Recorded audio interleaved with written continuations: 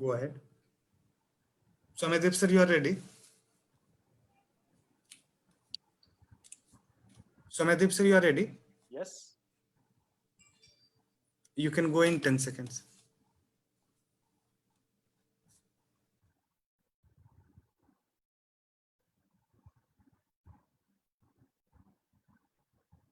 A very good evening to one and all. I am Dr. Soumyadip Chattopadhyay, Associate Professor in Economics, Visva-Bharati University and Senior Fellow, Impact and Policy Research Institute, New Delhi. On behalf of the Center for Habitat, Urban and Regional Studies, IMPRI, New Delhi, and Team IMPRI, I welcome you all to this city conversation. And today, the topic is governance of smart cities or smart governance. Actually, there is the one thing is cities are expected to house almost half of the India's population and contribute 3/4 of India's GDP in the coming decade. And there is no denying that the poor water supply, public sanitation, education, healthcare, and lack of other urban infrastructure combined with the local governance deficits seriously undermine their growth potential as well as making them unlivable.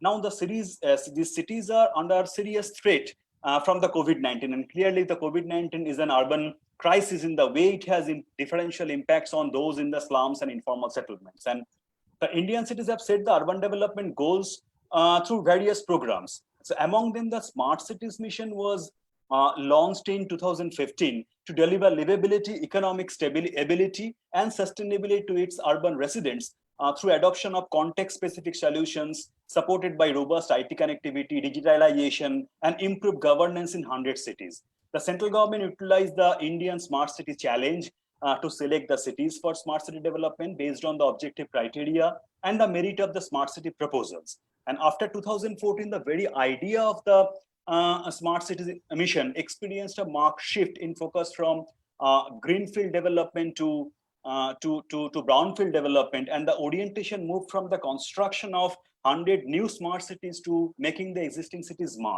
smart.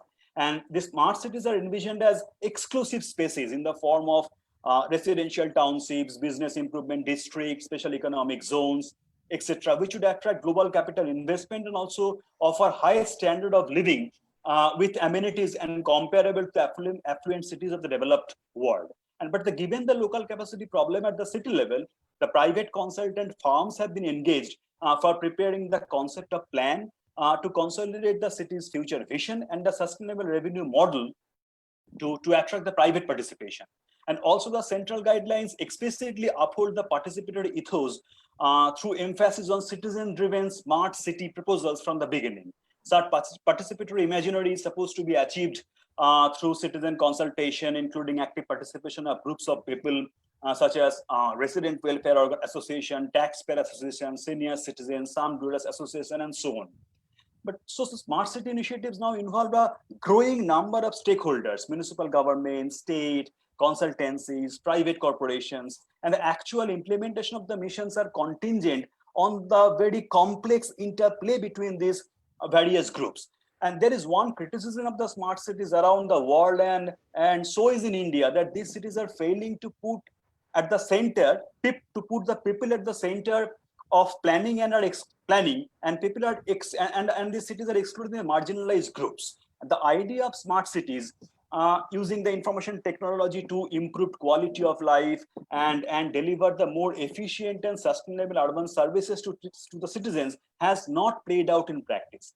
But technology and innovation hold great potential to contribute to the sustainable development in the cities if we use them in a right way. We may take the example of Seoul. The city has used its citizens as mayor philosophy for smart cities, an approach which aims to equip the citizens with some real-time access to the information as the mayor. And during the COVID-19, Seoul has gone further than the most cities in making information about the COVID-19 outbreak in the city accessible to all the citizens. But in India also, as of today, I think have 45 cities. They have the operational integrated command and control centers, ICCC, set up under the Smart Cities Mission.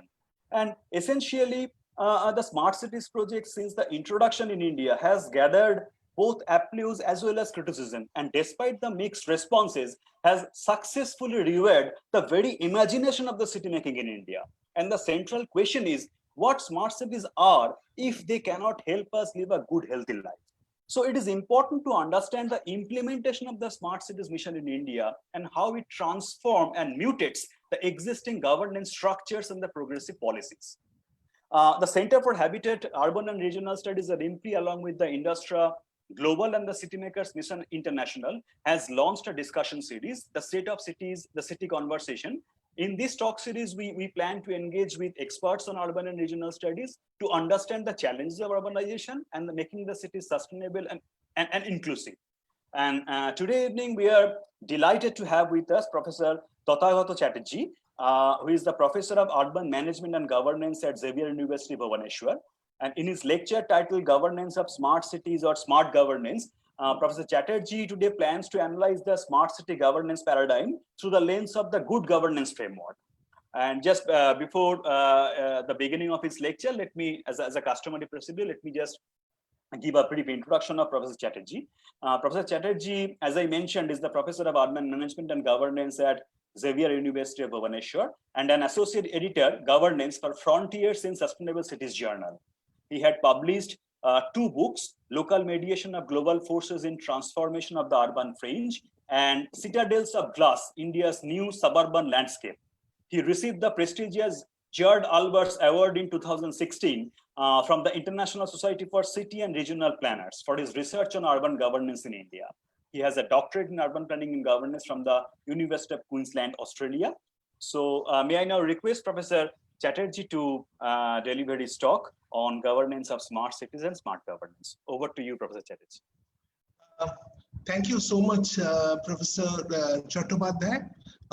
Really delighted to be here, and thank you very much, Dr. Arjun Kumar, for the invitation. It's really a great opportunity and to connect with you and to a larger audience. So I'll be talking about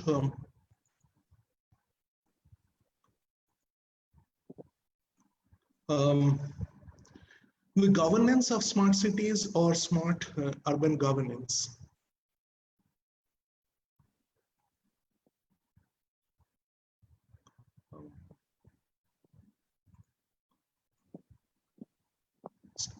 We just lost the slides. Yeah, just a minute.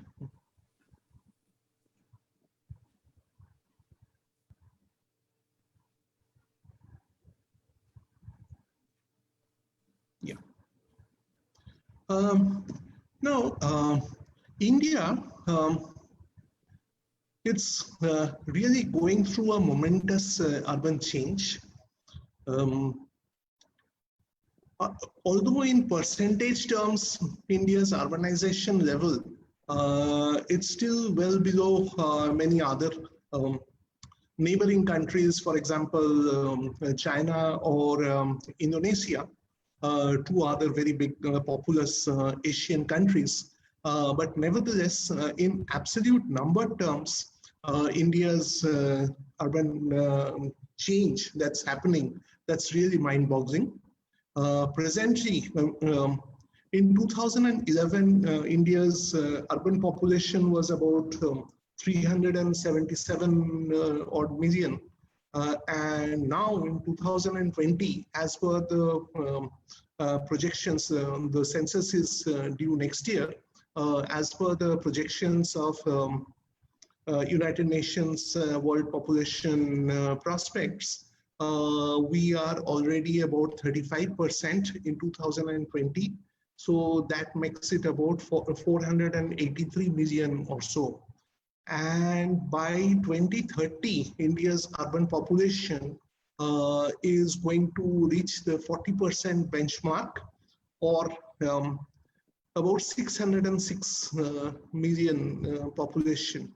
Now, the percentage terms does not really bring out the full picture.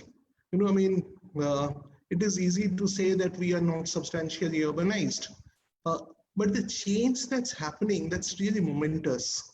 You know, I mean, this 124 million odd people that would get urbanized between 2020 and 2030, the next 10 years. So that's equivalent to 15 cities the size of Bangalore in scale. So that's really huge in number. But the point is, we are not building 15 new Bangalores. The change that is happening are happening in small incremental manners by many of the small rural areas urbanizing in a creeping manner. That's why, during the 2001 to 2011 census decade, the change, the urbanization that happened, about 1/3 of the urbanization happened through census towns. So the towns which meet the census requirements, but they are not governed as cities. So in India, we have some amount of dichotomy in the urbanization process. There are two big defining phenomenon in India's urbanization process. One is that on the top, we are having large metropolitan regions, which are the true drivers of the growth. As we recently saw in the case of the pandemic lockdown, that when this the second phase of lockdown were announced, almost all the major urban centers were under lockdown. And as Professor Chattopadhyay has just rightly mentioned, is that the COVID-19 pandemic is very much an urban phenomenon. And I think, there was an inadequate understanding of the urbanness of the pandemic, and which kind of created a problem in the decision-making process. The globally, according to United Nations, about 90% of the global pandemic cases are urban. In India also, over 80% of the pandemic are urban. But what is not easily understood, we in India tend to think urban and rural as kind of, two polar opposites, but there are a lot of strong interrelations between urbanization and even the rural economy. Because in India, the urbanization process is driven not so much by the growth in industries. The industry-led industrial revolution was the first trigger behind the first major wave of urbanization that happened in the 18th and 19th century in Europe and America. But in India, and more lately in China, but in India, the urbanization is happening not so much due to industrialization, but rather driven by growth in the service sector on the one hand, which are concentrated in the large metropolitan regions. On the other hand, due to the slowdown of the rural economy, which is pushing large numbers of people from the urban areas to the from the rural areas to the cities.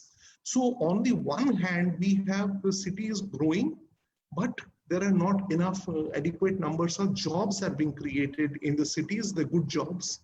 So we have a large informal sector in the cities.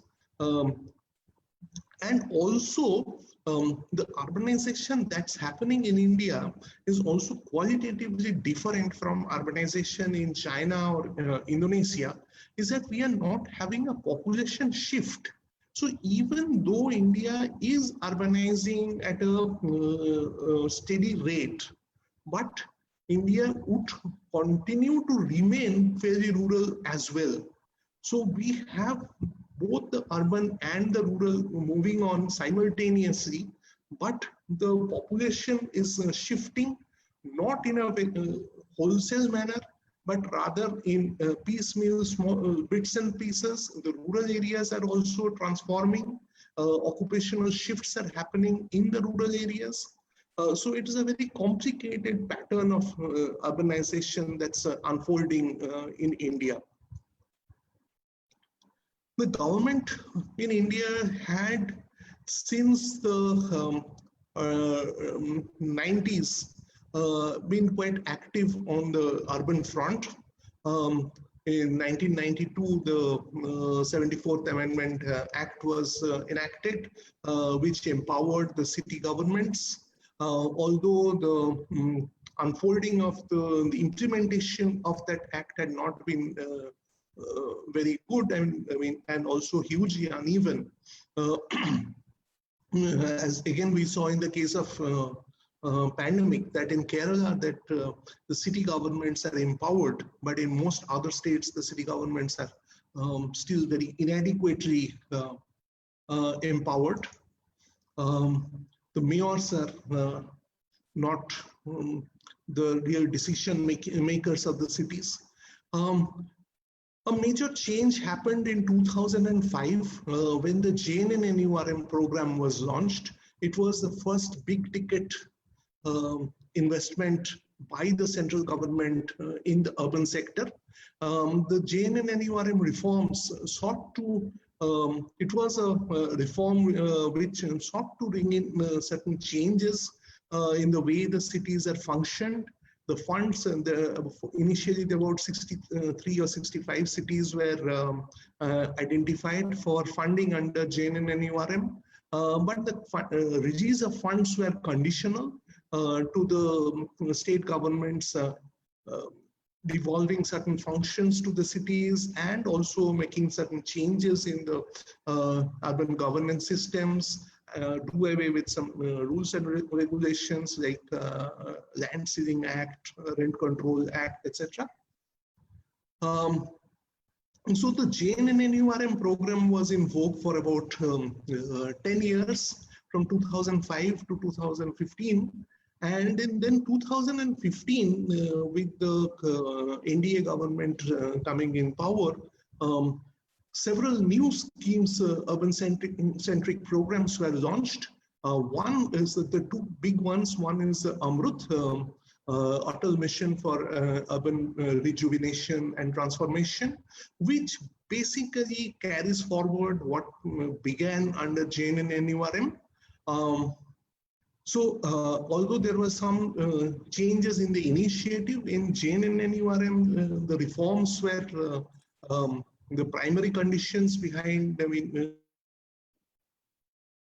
disbursement of funds. In Amrut, the lending criteria were changed to some extent to incentivize reforms, not to make it a compulsory things. And along with Amrut, the Smart Cities program was launched. As Professor Chattopadhyay has mentioned, it was a very ambitious program which sought to kind of, jumpstart the Indian urban sector by making it the quality of life comparable to the global standard, have world-class cities in India with high-class infrastructure through technology infusion. And now the Smart Cities program is now running in its 5th year. So it is a very good opportunity to take a relook about how the program is going. But if we need to analyze the Smart City program, we need to see it in the backdrop of overall urban governance systems in India. So there are, we talk about 3 aspects: funds, functions, and functionaries. Indian cities are somewhat deficient in all 3 aspects: funds, functions, and functionaries. The devolution of the functions stipulated under the 74th Amendment Act is still very patchy and uneven across the country. Some states like Gujarat, Maharashtra, Kerala has been devolved quite a large number of functions, but there are many other states where the devolution has not followed that much. Also, major problems remains about the fundings of the city governments. The cities are facing huge internal revenue deficit. Almost all major cities in India, barring few like Mumbai or Gurgaon, etc., who has got a large property tax base, they are not having adequate internal revenues streams. And external sources of funds are also problematic. The funds do not flow in on time. There are state governments are supposed to disburse funds through state finance commissions, but I mean the process is not very smooth. It is not a timely aspect. So municipal revenue as percentage of GDP in India is just about 1%, whereas other BRICS countries like Brazil or South Africa, where they're in the tune of 6 or 7%. So the cities are devoid in terms of their internal fundings. The third is about the most all cities in India have internal capacity deficits. And as Professor Chattopadhyay mentioned, so that was a reason behind which the government appointed well-known consultants to carry forward the smart cities mission. But I mean, before we come to the Indian smart cities mission, we need to, locate the smart cities in a global framework as we try to emulate the other advanced countries. We need to understand how the smart cities are being done in other countries. Broadly speaking, the notion of smart cities at a global scale had followed three broad trajectories. One is a technology focus. The second, there is a human resource focus. The third is a governance focus. So some cities which is focused on technologies, you try to apply smart computing technologies to make critical infrastructure and components for services of the cities. Some cities are trying to focus on human resources. So these are the cities which are essentially targeted for very highly educated population base. For example, Sangdo in South Korea or Masdar city in Abu Dhabi, UAE. So these are the cities which are thought to be smart cities for a very elite kind of audience. In the United States, there is the Princeton, New Jersey area, which is a major education hub. The Randstad area in Netherlands. So these are very human resource driven smart cities. Thirdly, there is a governance focus where the focus of the smart cities mission has been to increase, stakeholder engagement and having a user-centric, people-centric focus to use the smart city processes to increase linkages between the people and the city, to reduce the communication gap between the city government and the people. So there are no universally acceptable definitions of smart cities. But what Caraglu says is kind of, a very overarching definition, and I kind of like that.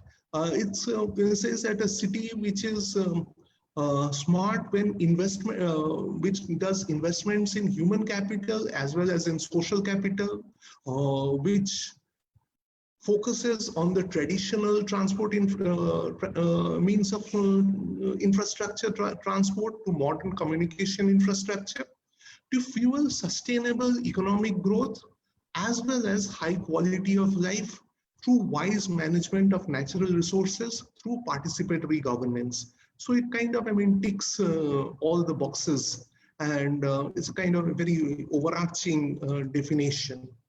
But the role of the government in the smart cities, that has been kind of, again, if we look at the governance aspect of the smart cities, then again, there had been different notions.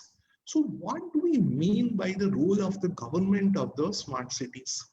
On the one hand, it could be a government for a city which is already a smart city. Then the focus is basically on improving the administrative criteria and the policy making processes. Or it is, do we really mean by smart decision making, where innovative decision processes, making processes are emphasized? Or what do we mean by smartening up the administration of the city, where through innovative organizational management, information systems, robust management information systems, focus on the quality improvement of the staff of the city administration.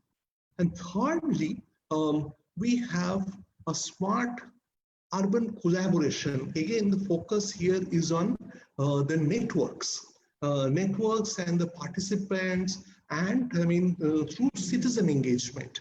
So within the smart city governance space also, there are three broad areas of focus on the decision making aspect, the administrative aspect, and the collaboration aspect. Again, when it comes to the unfolding of the smart cities mission, how the process of the smart city missions are driven. There is a big difference from the Indian smart cities with other smart cities in the world. For example, this is New York, where the smart city mission had been driven by the city governments. In most cases, whether in New York or Amsterdam or Vienna or other major smart cities or Barcelona, where the smart city notions had been driven by the city governments.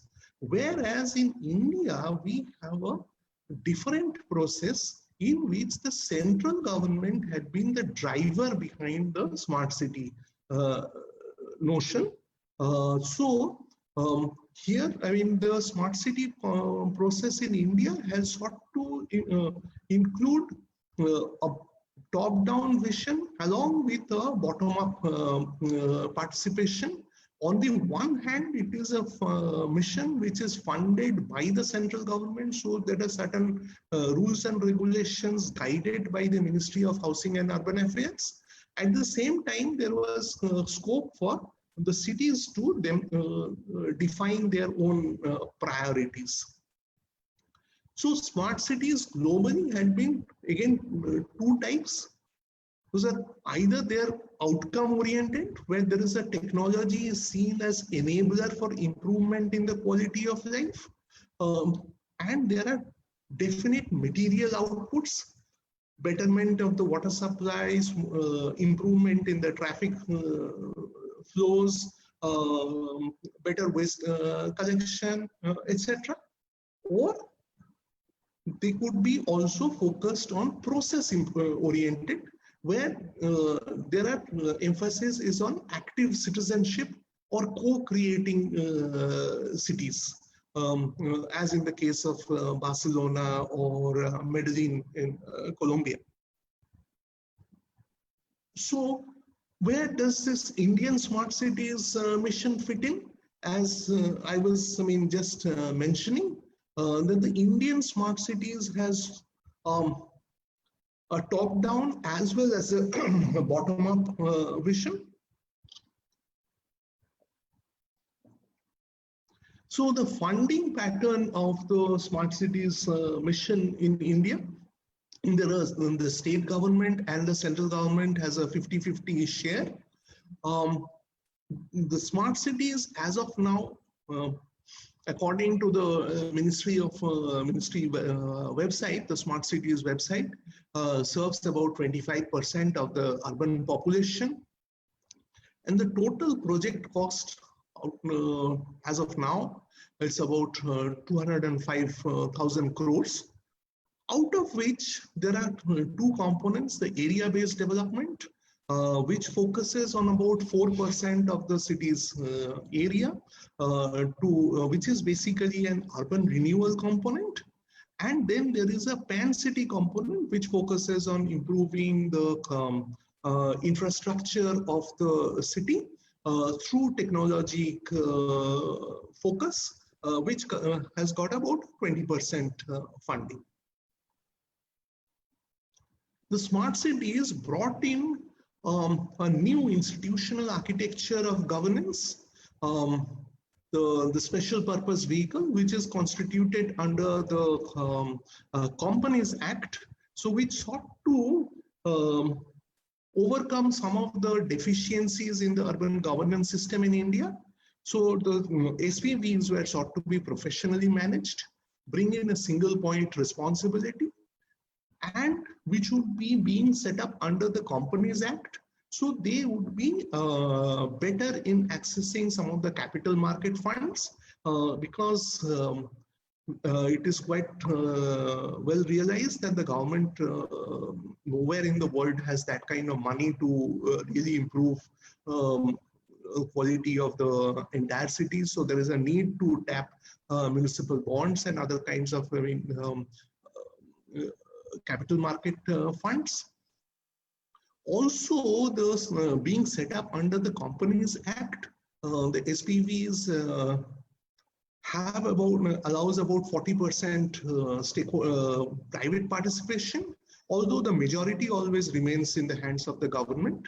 So there could be either the state and they will be in a 50-50 partnership, or the state will be in the private sector in a 40-40-20 or 30-30-40 partnerships.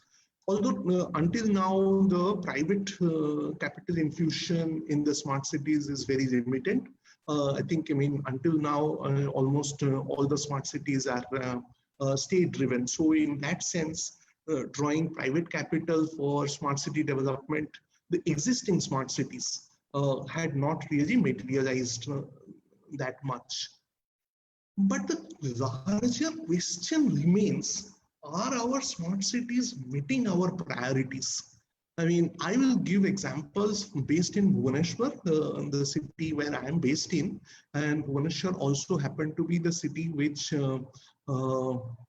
ranked first in the first round of the smart cities. It's the smartest city in that sense. This Bhubaneswar smart city proposal had a lot of inputs from diverse sets of actors within the city, and it was kind of a people-centric vision of smart city. But is the smart city really meeting the people's aspirations? Every other day, when there is a flooding in the city, waterlogging, the newspaper headlines cry that the smart city is waterlogged. The point is that the smart city funds are not there for the improvement in the basic infrastructure, which is supposed to be taken up under the Amrut scheme. And all smart cities are also Amrut cities. So in that way, there is a convergence between the Amrut and the smart cities. But for the people at large, the question, I mean, they don't go into that intricacies. The question remains, I mean, what are the smart cities being delivering? On the one hand, we have one segment of the city in Bhubaneswar, that is the Janpat corridor, which is being beautified, which is already well developed part of the city.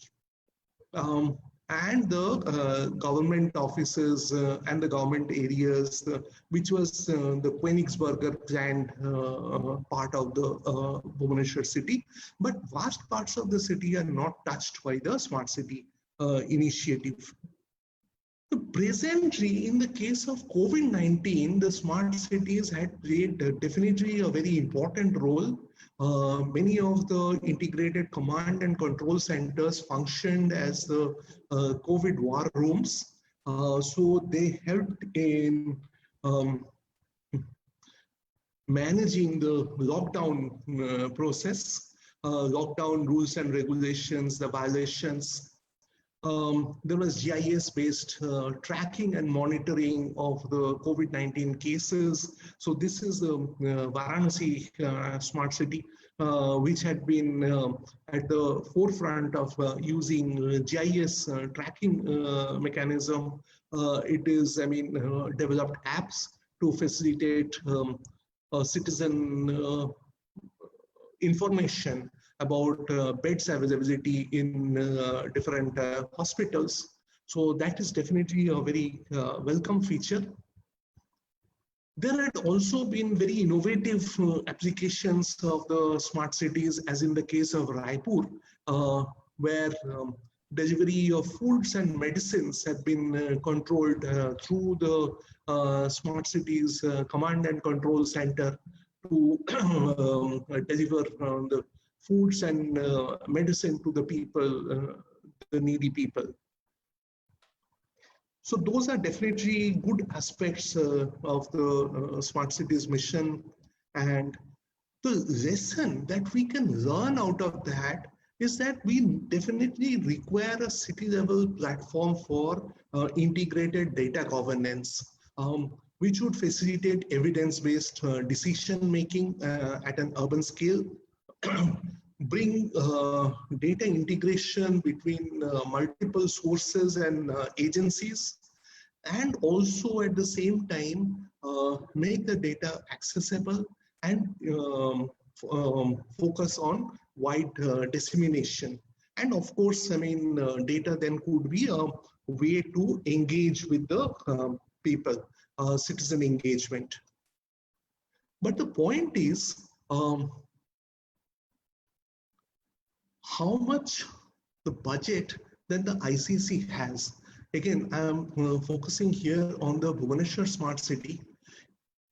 80% of the smart city's budget actually goes for the area-based development, which is a real estate component or urban renewal for a very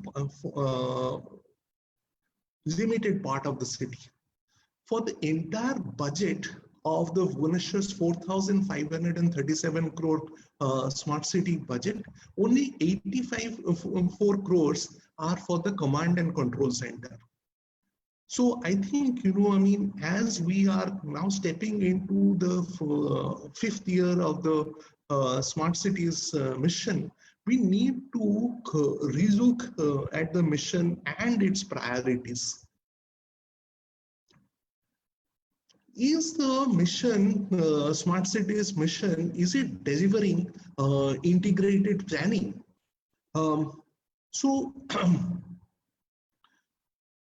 If we look at the planning process, there are different plans in vogue for the city, from the perspective plan, which covers, which is being handled by the Housing and Urban Development Department, to the then the Bhubaneswar Development Authority handles the comprehensive development plan.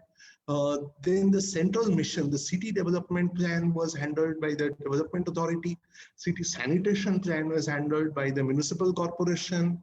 The slum-free city plan is being handled by the municipal corporation. The smart city plan is again handled by the smart city SPV.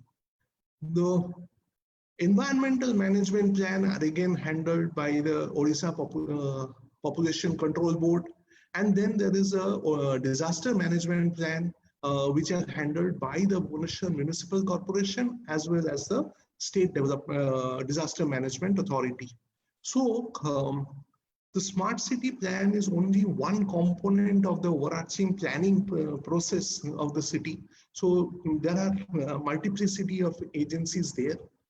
On the other hand, we see that there is a hugely fragmented governance system in place, as in the case of Bhubaneswar, and which is kind of true in for many other Indian cities as well.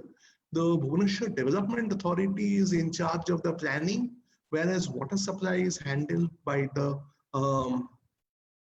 PHEE, that is a Public Health Engineering Department. Then there is a Smart City Limited, which handles the Smart City Mission, Amrut, PMAY, Swachh Bharat Mission, National Urban Livelihood Mission. Those funds are being managed by the municipal corporation. The smart cities sought to bring in smart governance, like bringing in the special purpose vehicle. But I think that the special purpose vehicle also has suffers from certain deficits. Firstly, there is an issue of leadership. So who is really in charge of the city? Is it the mayor who is in charge of the city, or the municipal commissioner is in charge of the city, or the chairman of the development authority is in charge of the city? The smart city has got a CEO in many cities, as in Bhubaneswar and also many other cities. The development authority chairperson and the municipal commissioner are simultaneously handling the smart city SPV. So there is a institutional fragmentation, but at a personal level, there is an integration. So the commissioner of the municipality is wearing two hats, one that of a municipal commissioner, one that of a smart city CEO. Further to that, the CEOs of the smart cities are frequently also transferred. So the municipal commissioners frequently get transferred after 1 year or 2 years. There was a study done by Janagra Foundation, which shows that the municipal commissioners in India, on an average, have a tenure of about 9 to 10 months.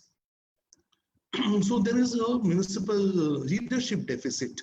So then also the question comes, what are the planning priorities? To whom are the smart cities responsible? Are they responsible to the people of the city, or they are responsible to the stakeholders?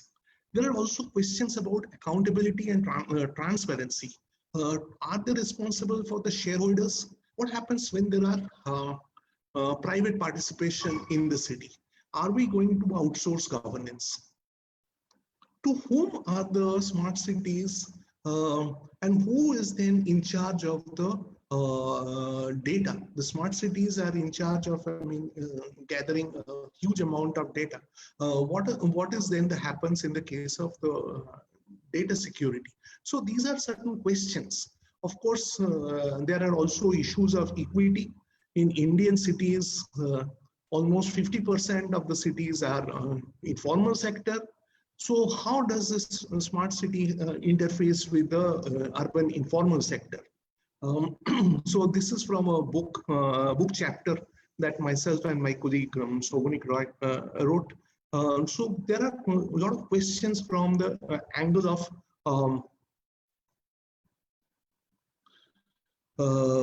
smart city from the angle of good governance. I think, that there is a time now to rethink the smart city mission and link it up with the sustainable development goals. The government of India has also signed in that, and the Niti Aayog has been made as the agency in charge of, dovetailing the planning priorities at the state level with the Sustainable Development Goals framework initiated by the United Nations. So India is one of the major countries in that. So within that smart sustainable development goals framework, there is a sustainable cities, the SDG 11, which forms a important component. In fact, it is the only spatial component, whereas the other goals are the sectoral goals. By dovetailing the smart cities mission with the sustainable development goals vision, for each of the sustainable development goals, there are targets, and within this each of these targets, then there are parameters. So affordable housing, affordable sustainable transportation, urban inclusivity, disaster management, environmental aspects. So I think by dovetailing the smart cities mission with the sustainable development goals vision, we can realign our priorities in a much more better way, which would help in evidence-based planning. So many of those central missions has got convergence with the sustainable development goals. So I think the time is there now to have a more integrated vision for planning at the city level, and the integrated command and control centers could become the repository of the data to monitor progress of planning at a city level, to benchmark progress towards attainment of the sustainable development goals. So as I come towards the end, so we need to move away from a vision of a smart city to a smart city governance. I mean, unless we improve the governance system of the city, we cannot really have a smart city which is effective and efficient, participatory, which is consensus oriented, accountable, transparent, responsive, equitable, and inclusive. Okay, with this, end my lecture, and I'm open to questions. Thank you so much. Thank you, Professor Chatterji, for your excellent and very insightful presentation.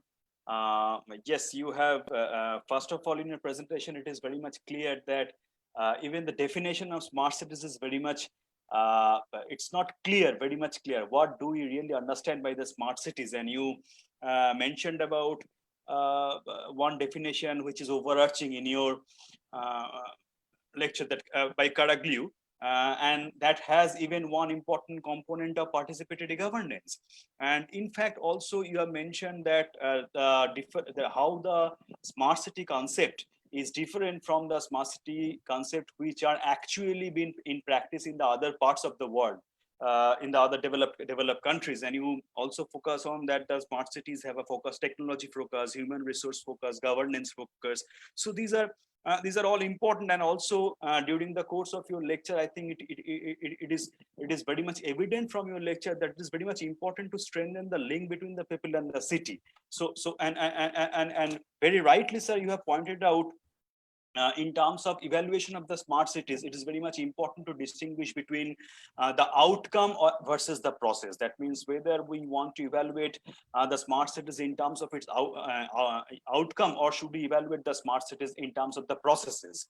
Okay, so for example, in the context of Indian smart cities, it's a typical combination of both the top-down approach as well as the bottom-up planning process. Because for example, the SPPs, the way the central government is actually pushing the smart cities proposal and promoting the special purpose vehicle, it signals the top-down approach. But at the same time, if we go by the smart cities mission document, then there has been a specific focus on the bottom-up planning approaches. So this is very much crucial. And also you mentioned that this smart city mission is actually creating a new institutional structure in the context of the Indian cities through the involvement of the professionally managed the special purpose vehicle. But again, the thing is, what are the outcomes? So you actually you also specifically very much very rightly have raised some of the important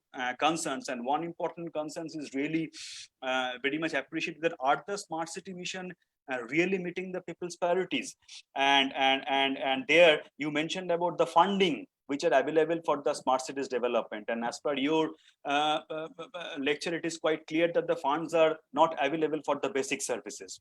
You have shown the picture of Bhubaneswar city, which is completely inundated by the flood and all these things. So it's a serious concern, and money is used to beautify the already developed part of the city.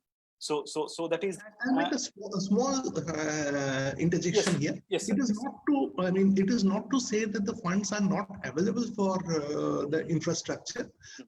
I mean, there are funds available for other infrastructure under different programs, but then it becomes bringing the convergence. Priorities. Yeah. Yes, no, in fact, there are also, you mentioned about the convergence from Amrut mission, but also there is a possibility of convergence from Visva-Bharati mission, for example. Of course, so there are lots of scope for convergence. And at the same time, you also mentioned about some of the positives in the form of the integrated command and control center. You mentioned about the ICC's role in real-time tracking of COVID cases. I think in Varanasi, and also you mentioned about the delivery and of several other cities. I mean, several other cities. Pune had also Pune, Surat had also done very commendable job in that area, and I mean several other command and control centers. My main point is that see, I mean, if we decipher the budget. Again, so what we see that the real smart component in the smart cities, that is a command and control center, where the budget is very small. The other aspects of the smart cities, again, I'll give you even within the pan city component, there is a big budget for common payment card. I'm giving the example of Bhubaneswar. So common payment card is supposed to be a payment card which would be useful for traveling in different modes of public transport, which is quite common in many Western cities, where you have one card to travel from multiple modes of transport. But when the public transport itself is highly inadequate, where the utility of the smart cards. The utility of that smart card, it's very less. And then, I mean, that is why, I mean, in the case of Bhubaneswar, the uptake of that smart card is very low. When that smart card was rolled out, it is through ICICI Bank, but only a few hundred cards have been applied by people, because when the public transport system itself is not the backbone of the public transport system is weak. So then how do you expect people to use the common card to transfer from one mode to another? Yes, absolutely. In fact, also within the same thing, you have also mentioned about the multiple organization and the fragmented governance structure, which seriously limit the scope of smart administration and the smart collaboration, which at the same time you mentioned about the two hallmarks of the entire smart cities program, successful smart cities program, which were there in the other developed cities. So it is really creating it's a serious lacunae. Like you also mentioned, like who is in the charge of the cities? It's a very fundamental question. So these are and another important aspect on which I would like to. In fact, we would like to know a lot, like how the smart cities mission interact and integrate with the informal segment of the cities. You mentioned about one of the book chapters which you co-authored. If you, so I think I would request you to please just elaborate. I can definitely share that with you. And also, if you please just elaborate on this particular aspect, because this is very much important. Like what is the problem and how this informal segment of the cities, they can be integrated or they can be incorporated within the entire smart cities framework. Like we are talking about the smart governance, but this informal sector, if we go by the traditional definition, they are the unsmart part. So how to integrate the smart version with this unsmart vision? Yeah. So here I'll give you two examples. Bhubaneswar. I'll give the example based on Bhubaneswar itself. You see, I mean, let's say take the case of street vendors. Now, Bhubaneswar had been one of the better cities in terms in implementing the Street Vendors Act. So, so the city has demarcated the vending zones and non-vending zones, and given the badges to the vendors, etc. So even when this here, I mean, there was a definite case of interface happened, because I mean, that area where the smart area-based development component of the smart city is, that is the station area. Master canteen, it's called in Bhubaneswar, Master canteen and the Janpat corridor, which being the main retail street of the city. So there are large numbers of urban informal sector in that area. So initially there was some apprehension that whether there will be large scale evictions and all, but the state government here is a fairly sensitive state government, and there had been some small issues here and there, but by and large, the process of, I mean, accommodating the informal sector had been done fairly well. But that is not really the case of many other cities. And even in Bhubaneswar, there are, I mean, areas where the Street Vendors Act, I mean, you are supposed to set up ward committees for each ward. So there are some wards where the ward committees are not there. Even if the ward committee is there, the minutes, the meetings don't happen regularly, or even if they happens, the minutes are not transpired. So I mean, if it is a really smart city, then you would expect that this information is out in the public domain. I mean, the meetings of the ward committees. Those are the institutional means through which participation of the informal sector happens. But Bhubaneswar had been one of the few cities where this Street Vendors Act have been well implemented, fairly well implemented, not 100%, but I mean fairly well implemented. But there are several other cities where there had been huge problems with the informal sector. As again, we saw in the case of pandemic, some of the so-called smart cities faced a lot of problems with the urban informal sector. So what then becomes the definition of a smart city? Is it smartness only in physical infrastructure sense, or it is in people sense?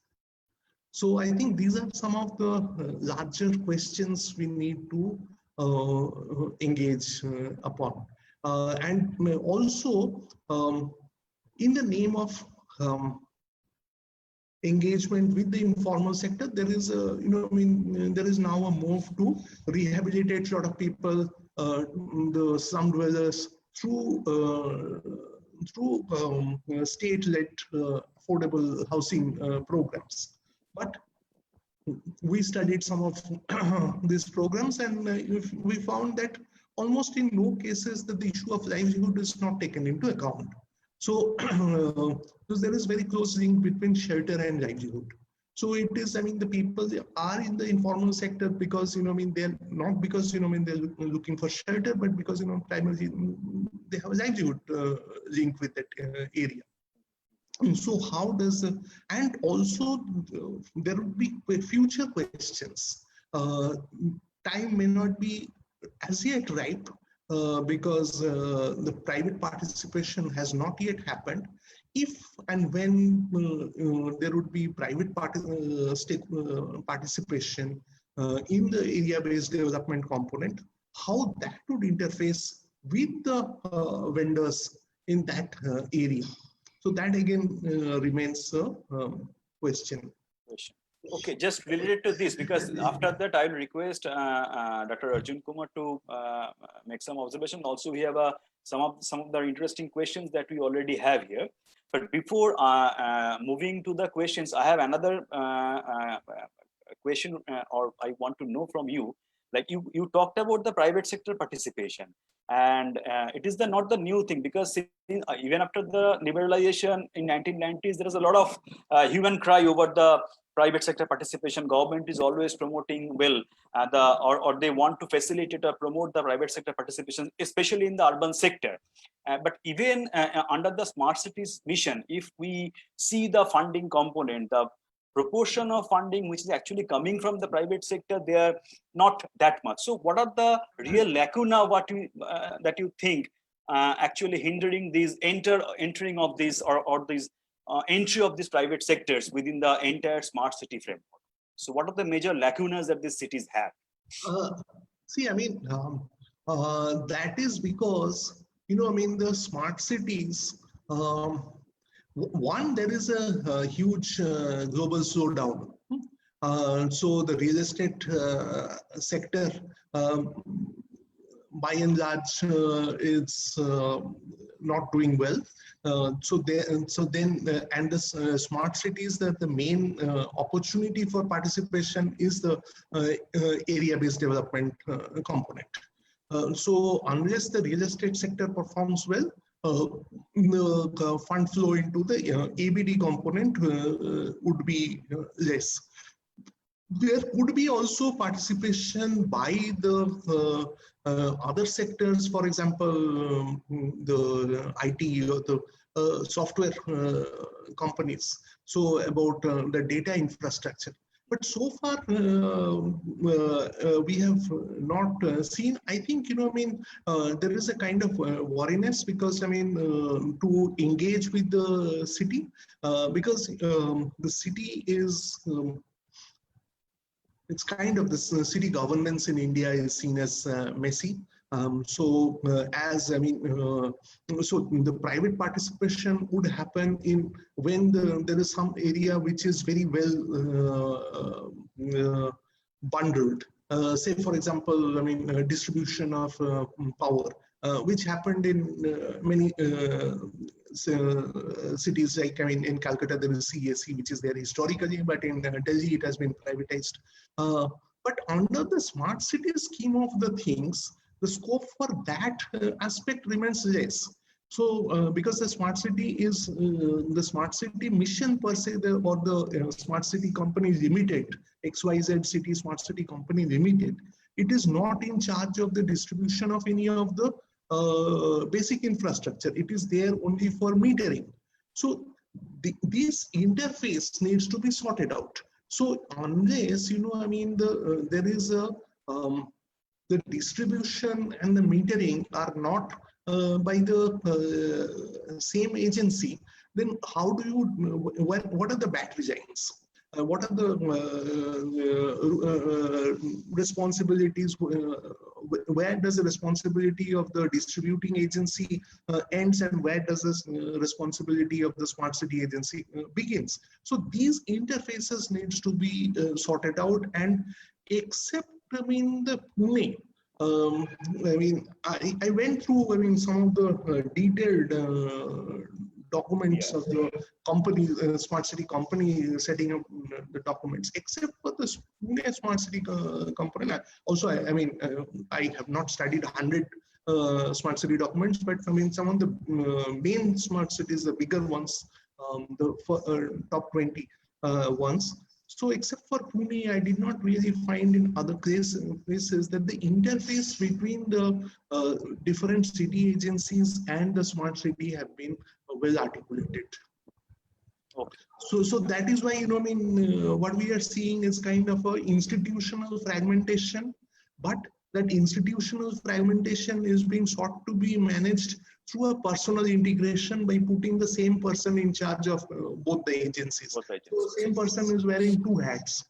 So that also, again, it's a questionable development. So if there is a conflict between, I might be a little bit more pessimistic, but if there is a conflict of interest between the municipal government and the smart city, so who arbitrates in that? So let me now take some of the questions which have been posted here. Until then, should I? Yes, ask two please. questions? Yes. Huh. Okay, Right, please. right. Sir, as you rightly mentioned that so you have studied some of the DPRs or the smart cities plan, the one which was submitted. Is it coming on the screen? So Yes. this is one study which we did and specifically analyzed Bhubaneswar.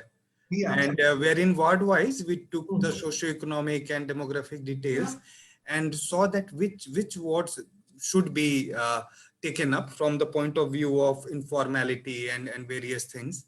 And we have looked into that. So my questions are very, I would say, precise. Rightly, sir, you are mentioning that, there should be integration, and the IC3, which we call it Integrated Command Control Center, in short. There has been some push, and most of our smart cities are, I would say, supply side coming out from the government, because the PPP is really not working what SPVs we envisaged for. So specifically, so Bhubaneswar has been earlier also ranked the top, in the smart city. So we were really looking into it. Many of the other parastatals are doing really great in Odisha, I would say. So much so that be it street vendor or be it urban housing or be it rental housing, many success stories have come from Bhubaneswar. And Odisha also is not very, I would say, developed among the developed states in the country. So what is leading it, and how this, I would say, bureaucratic cities which we have can be pushed to attain some of the ease of living agenda. Other than that, sir, you really mentioned about the role of other parastatals and coordinating agencies to look into all these aspects of service delivery, especially to the informal economy, or say those engaged in unorganized sector, informal sector. Sir, how do you envisage that, given the condition of the smart cities mission now, which is not really pushing, and what Odisha is envisaging to look into this populace, which is sometimes called illegal, sometimes not welcomed in this migration and COVID times. Sir, how do you foresee our cities, especially focusing upon this agenda? I really had a chance to visit with many professors in US and other countries of the world to look into their smart cities program. US has something called Smart Cities US, America. Then we have smart cities Europe. Then we have smart cities also Australia councils.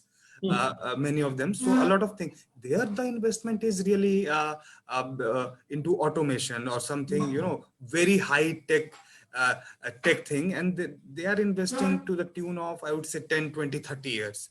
So their projects and their investment is entirely of different nature, whereas we are still struggling for the issues of land, for the issues of entitlement. So, sir, how do you see that we should move ahead?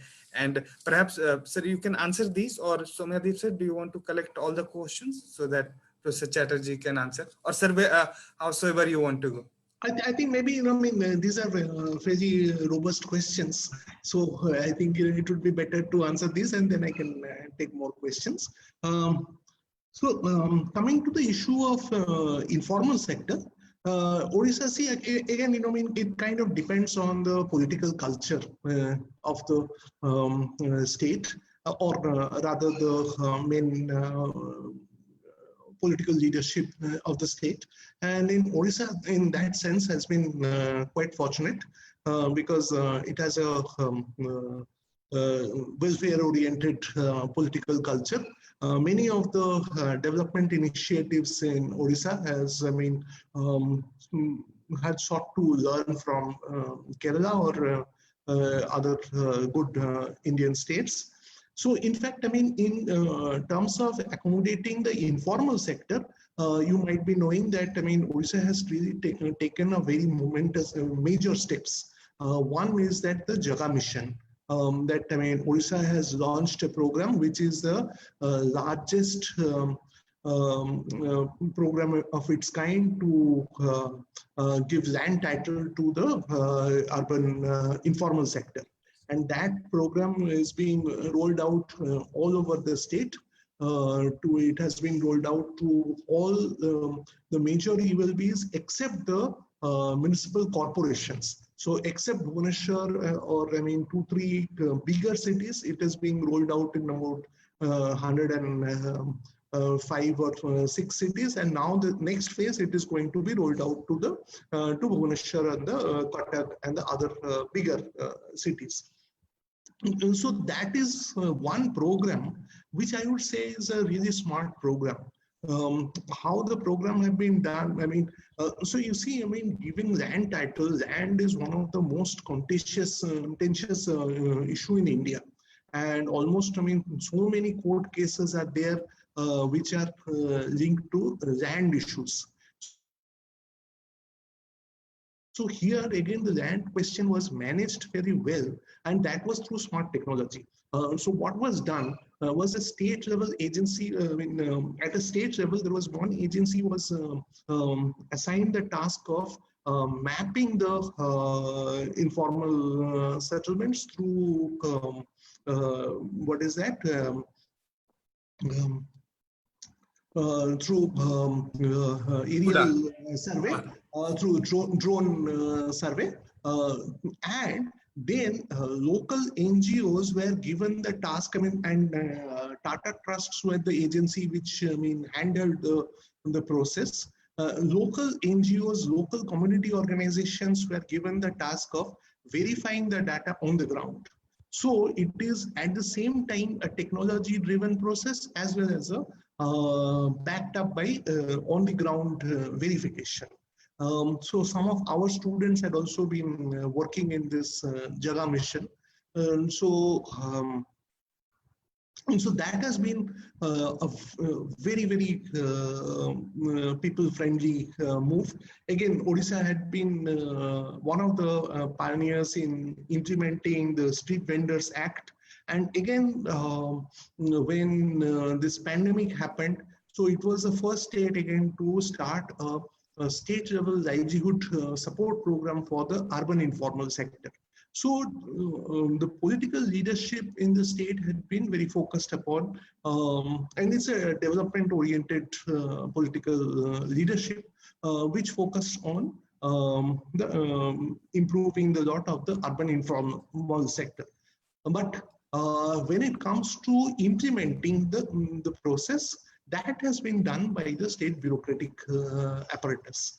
Unlike Kerala, where the mayors are empowered, so in Odisha, the municipal commissioner is really the key person in the urban local body. So the state housing and urban development department had been run by a very efficient secretary, Mr. Mati Vatanan, and so he had been the main anchor behind, many of this development oriented programs. What was the other question that was about?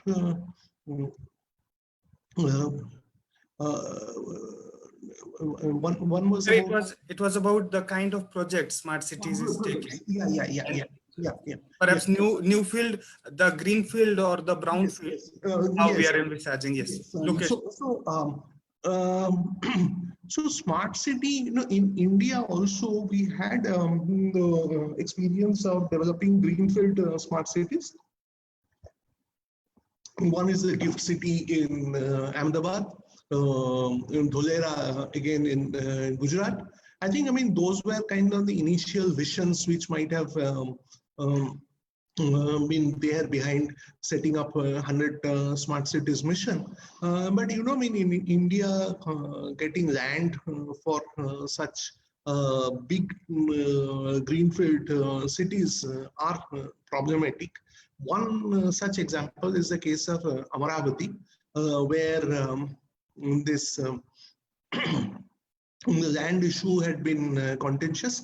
Although in Amaravati, the land acquisition was not done by the applying the Land Acquisition Act, but under the land pooling process.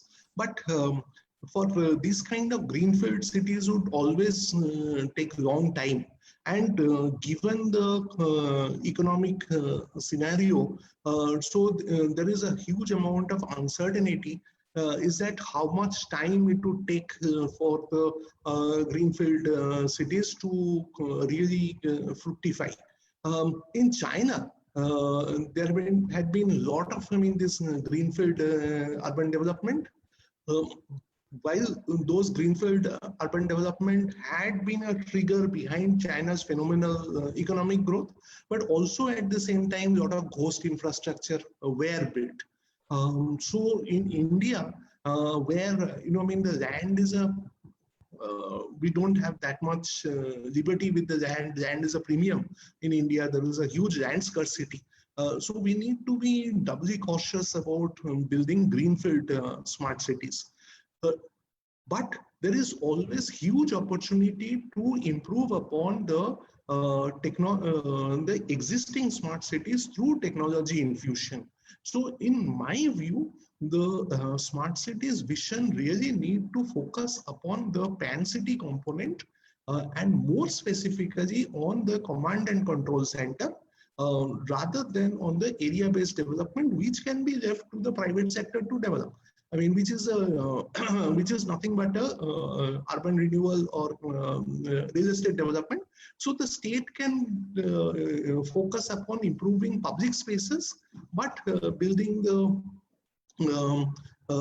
building part of it could be left to private sector. So that can be an opportunity for public-private partnership in the area-based development component. And the Smart City Act allows for that. But I think, if we really want our cities to be smart, we need to redefine what outcome we really want our cities to come out. So we need to have an evidence-based framework that at the end of 5 years, how much improvement we expect in terms of delivery of water, how much improvement we expect in garbage collection, and how much we can improve upon in affordable housing. So these are areas which cuts across many domains. So to monitor these developments, as the Niti Aayog has been empowered as the coordinating agency for the sustainable development goals by the state governments. So the Niti Aayog has got a dashboard for monitoring. The smart city command and control centers could be similarly empowered to monitor the city's environmental progress, the city's progress in delivering affordable housing, delivering water metering, or collection of taxes. So all these, the ICCs could really become the data or the knowledge hub for the city and not be limited to a smart city limited, but rather be the nodal agency for data dissemination for the urban governance as a whole.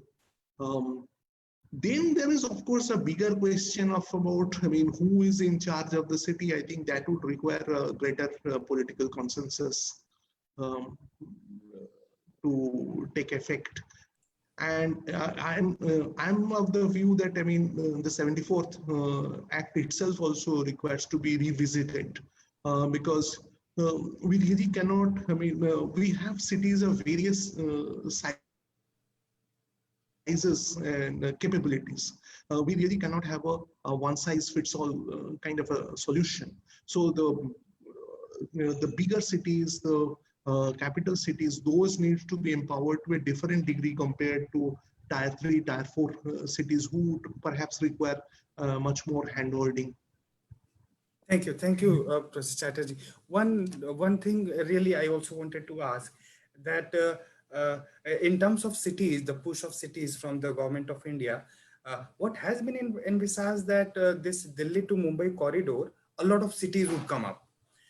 Similarly, Mumbai to Bangalore, Bangalore to Chennai, Amritsar to BMIC, Kolkata. BMIC corridors, yes. Yes, yes. But so why nothing from, our Kolkata to Hyderabad or let us say Chennai? Why the eastern side? And I would say historically this has been our industrial belt. So in your view, is it the Naxalite problem? Why that part is missing? Because Bhubaneswar is really leading it in terms of smart cities. So you can choose to also incorporate this in the interest of time. Soumyadip said, would you like to have? You can collect all the questions. Yes, So that about the we can questions which have been asked. Yes, yes, actually, yes, briefly. I think some of the aspects Professor Chatterji has already touched. I think you have already answered some of the questions which are there in the Q&A box. One question is what I think it seems to be interesting, that there is a lot of discussion on the smart city 2.0 of late. Okay, so the question is, have we succeeded in smart city 1.0 that we can have the vision of a 2.0? And if that is the case, do our union, state and local government have the necessary funds? And if yes, so how have they been utilized in the first place? So, so do we really need a new smart city 2.0?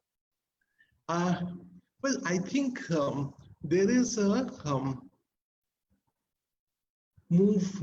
I mean, I heard so. I mean, I was consulted by one of the agencies who are doing an audit of the. I mean, they have been asked to do an audit of the all urban development related schemes. I will not name the agency or the schemes for which was there, but 5 major urban development schemes: Smart City, PMAY, Amrut.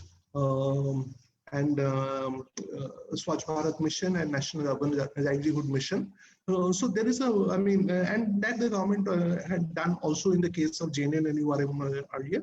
So there was an audit about, I mean, the schemes and how the schemes are performing, what are the lacuna, what do we learn. So whether the, and a report is being prepared on that round. And so whether those would be acted upon or not, that remains a difficult question that needs to be addressed at a political level. Now, when it comes to whether we need Smart City 2.0, I would definitely say that yes, definitely we require a Smart City 2.0, but what contours and parameters of that would take, I think, I mean, there is a scope for a lot of, I mean, deliberation on that. And I'm of the, it is my, again, very personal view that the SVV mode, which might work very well when you set up an airport or any other kind of a standalone infrastructure might work. But when it comes to the city as a whole,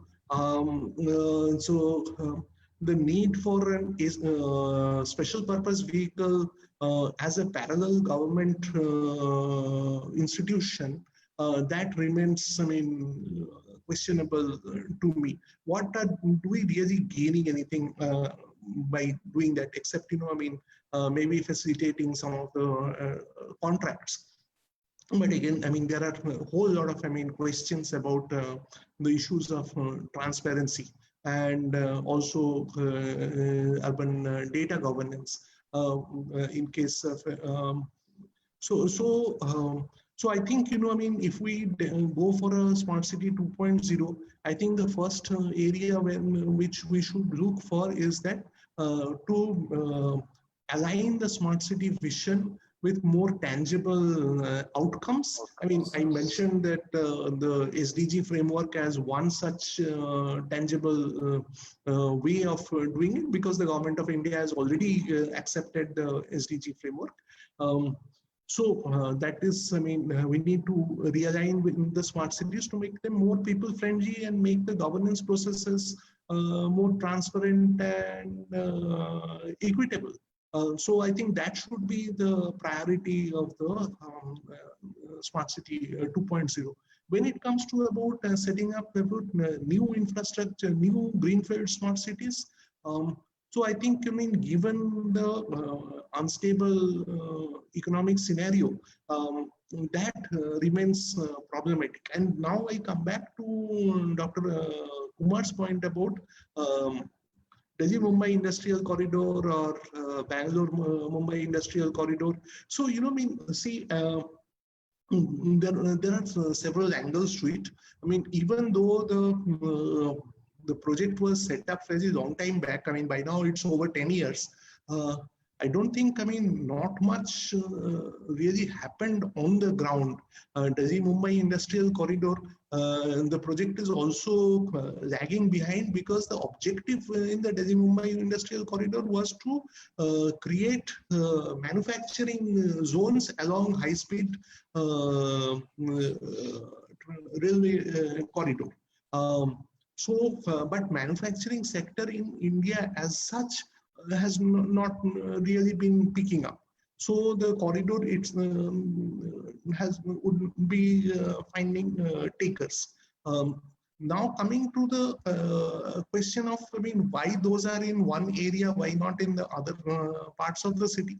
I think, I mean, that answer is fairly obvious because, you know, I mean, the western and the southern states in India had been economically far more dynamic compared to Bengal or Odisha or the eastern states. So I think, you know, I mean, they had been much more economically dynamic, and their urbanization level itself has been much higher compared to the urbanization level of this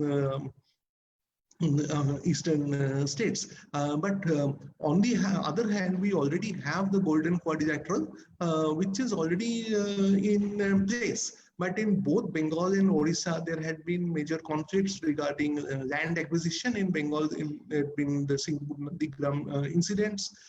In Odisha, there had been this POSCO incident. So even if, I mean, such industrial corridors are to be set up, then land acquisition will become problematic. Most recently, we saw as in the case of Andhra. So, I mean, one government was, I mean, going for Amaravati as the capital. The government changed, and then there is a rethink, and now they are going for a 3-capital process. So here again, you know, I mean, that brings up the question of the smart cities. So smart city, you know, I mean, at the end of the day, the smart city is nothing but a central government mission. So it does not have, the smart city plan does not have a statutory backing. It is not a plan which is like the master plan. It does not, I mean, so the smart city mission is also in that sense. There could be, I mean, the change in priorities by the government. So, I mean, that is a larger question. So then what happens then to the fate of the SPVs? So there are, I mean, this is also a point, you know, in which we raised in our book. I mean, so there are, from governance angle, we need to relook at the smart cities mission in a much more closer manner. We have also with us Sunidhi Agarwal. She is a researcher with IMPRI and she is joining from Jamshedpur. So, Sunidhi, you may please ask your question, or if you have any comments on this Professor Chatterji's lecture. Yeah, thank you, sir. Thank you, Professor Chatterji, for such an informative session. I really like the points put forth by you. So, there's one question which is, SCM was also meant to invite foreign investment, but these have been restricted to only a few developed states. Poorer states having smart cities in itself is a contradiction. They continue to tag further increasing regional or interstate inequalities. Do we really want to progress exclusively in this aspect? I think it's a very value-laden question. I would say that when it comes to Orissa being a prime example of a state which is a rural state with only 17% urbanization level, the same is the case of the neighboring states like Chhattisgarh or Jharkhand. So do we really require a smart city in here or not? My point would be we definitely need to speed up urbanization because urbanization is a way of to create employment opportunities for non-agriculture sector. But what form and structure that urbanization would take place, I would suggest that, we definitely require a state level urban strategy. In fact, that is one of the other point, which I had been making, is that Sustainable Development Goals Framework initiated by the UN. A parallel move along with that is the National Urban, New Urban Agenda. So the new urban agenda requires the national government and the state governments, also national governments of each country to frame an urban policy. But for a very complicated state country like India, where it is not possible for the national urban agenda to truly articulate an implementable urban policy. It has to be, because the state level characteristics vary very widely from Bihar to Kerala, from Mizoram to Maharashtra. There are huge diversity. So we need to have a state level urbanization policy, urban policy, to guide what should be the urban strategy for that particular state. My point is that for far too long we had sought to keep urban and the rural as two polar opposites, but we need to recognize also that there is a strong link between agriculture-led urbanization, and agriculture had been a trigger behind urbanization. Whether we accept it or not, many places in India, the change that is happening is happening in an in situ manner, in a spontaneous manner. So we need to bring those changes under a structured and a planning mechanism. Now, coming to the question of whether to have a smart city or not, I would definitely say we require smart city. We definitely require more technology infusion in the city. But when it comes to the smart city as envisaged under the smart city mission, I think that the mission requires a rethink. But as a concept, we definitely require more smart city. We definitely require more application of smart technology to improve the quality of life in the cities. But what is the smartness? That needs to be redefined. So, thank you, Professor Chatterji, for all your comments and spending time with us. Well, I also do agree with you that the real smartness lies in making the cities livable for the entire population, not for a section of the city. And actually, I'm just thinking of Amartya Sen was once described India as a place where the islands of California exist amidst a sea of sub-Saharan Africa. So what the smart cities is doing, this mission has done, it actually created some smart pockets, not the smart cities in the Indian context. And if we really want to mitigate these inequities which is arising out of it, we really need to meet, as you rightly pointed out, we need to rethink the entire smart cities mission. We need to realign the smart cities with maybe with the broad objective. If we follow the outcome-based evaluation of the smart cities mission, it is important to realign the smart cities objectives and priorities with that of the sustainable development goals. You also touched upon all these points during your presentation. So India obviously needs an urban agenda which is much more wide-ranging it's sustainable and locally driven than the one which is centered only on the new smart cities. Thank you very much for being with us, Professor Chatterji, and for spending and for delivering such an insightful lecture.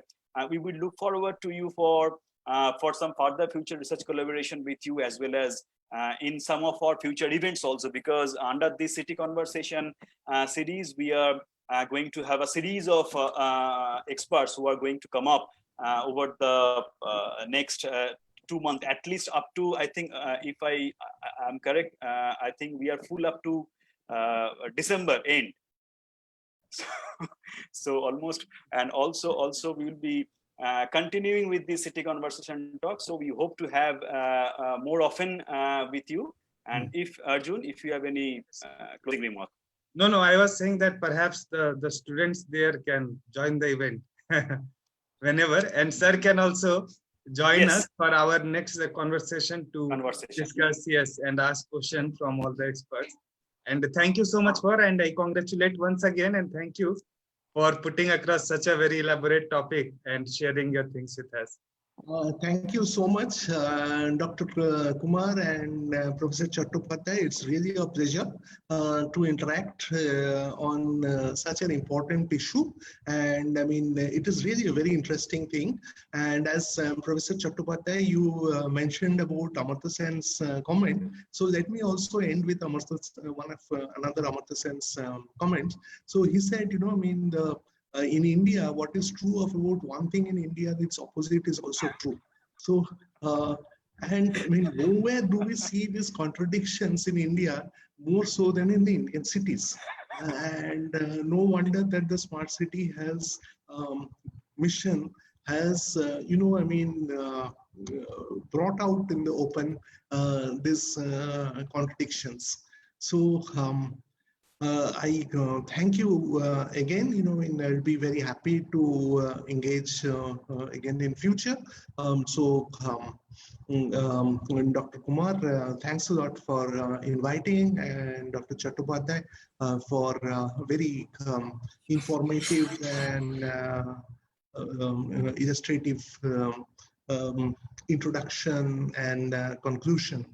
Thank you, Professor Chatterji. Have a nice day. Have a nice day. And also, I would like, on behalf of the team IMPRI, I'd like to thank all the participants who actually have attended this City Conversation topic. So please stay tuned for more such conversations. Thank you. Have a nice day. Yeah. Okay, thank you.